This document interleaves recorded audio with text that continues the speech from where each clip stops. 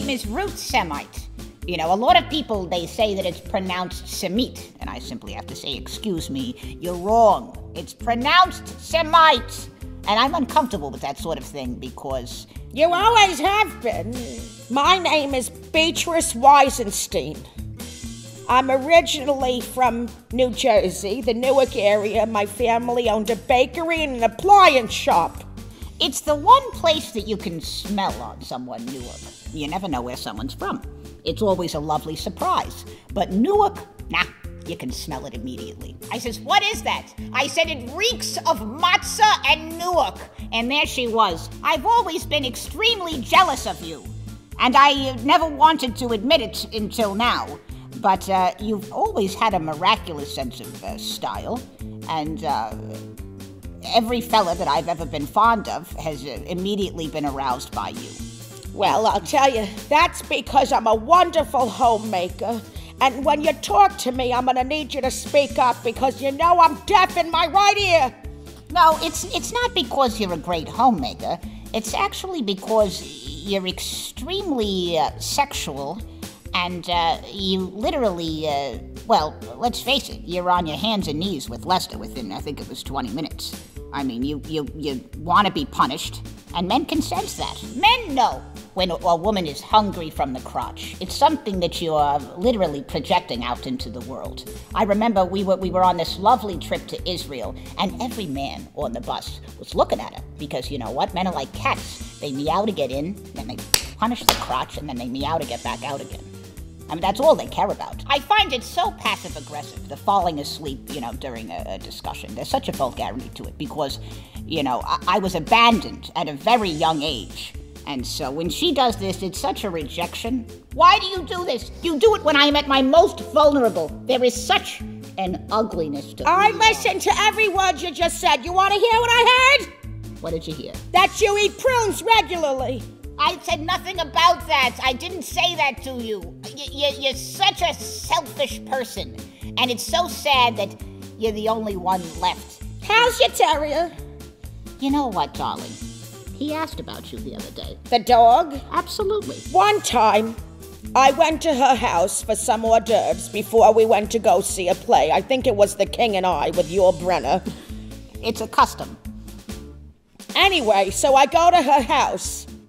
And this dog walks up to me, lifts its leg, and pees all over my new sandals. You know what I did to that dog? I hit it. I did. I hit that dog when you went into the bathroom.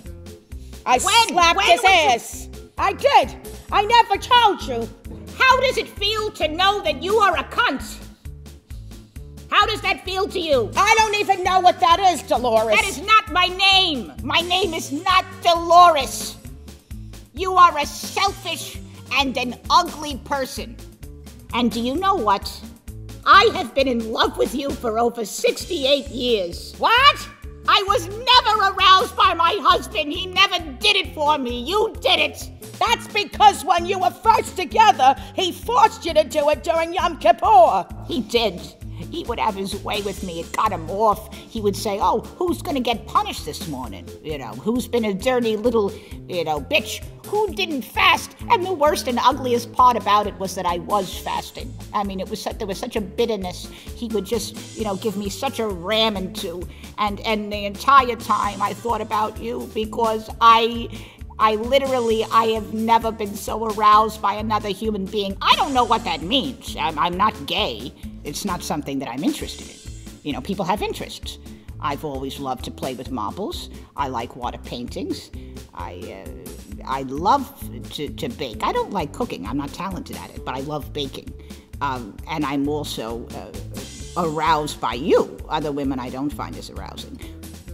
What in the fuck would you do that for? It is such an act of hatred when a person tells you that they care for you and you fall asleep on their shoulder.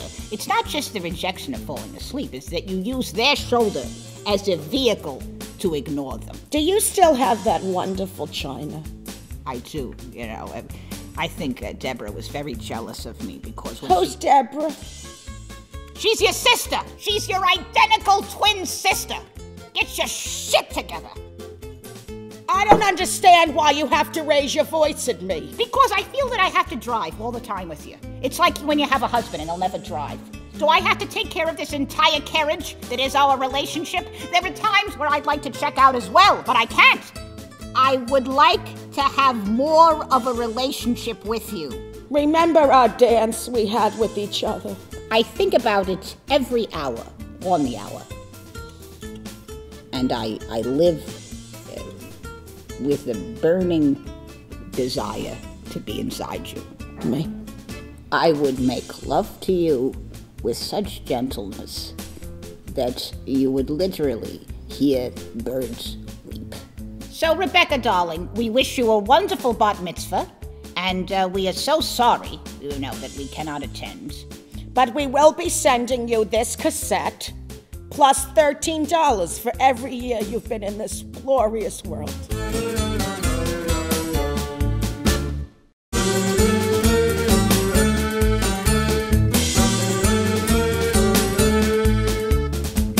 Why do you do this to me? There is such a selfishness to it. I am your friend. It's been my dream to be on Better Connecticut, the show, with Allison and Mark.